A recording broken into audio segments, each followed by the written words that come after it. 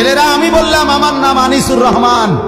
মনে রাখো বন্ধু, আমি বললাম তোমরা যারা দিবা দিশি এই বড় মোবাইল টিপো, আমার কথা মনে রাখো, অচিরেই এমন একদিন আসবে ভিক্ষার থালা হাতে নিয়ে তুমি ভিক্ষুকের মতো হাত পাতবা। এটা আমার ভবিষ্যৎবাণী, মনে রাখো। তোমার বাপ, তোমার দাদা, তোমার পুরো হায়াত পর্যন্ত থাকতো। কথা বলেন না কেন? বাপের টাকা নষ্ট করতেছ।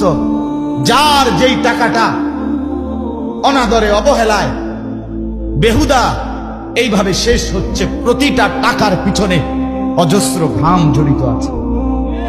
একটা টাকাও মাটির তলে থেকে ওঠে নাই, কষ্টের ঘাম ঝরিয়েই পয়সা রোজগার করে। ঠিক কিনা বলেন না? তুমি করো আর তোমার বাপই করুক আর তোমার ভাই করুক, দেশে থাইকা করুক আর বিদেশের জমিনে করুক, এক একটা টাকা উপার্জনের পিছনে কষ্ট আছে কিনা বলেন না? তো তুমি সেই কষ্টের টাকা, এই রক্ত পানি করা টাকা, ঘাম ঝরানো টাকা এইভাবে নষ্ট করে দিলা।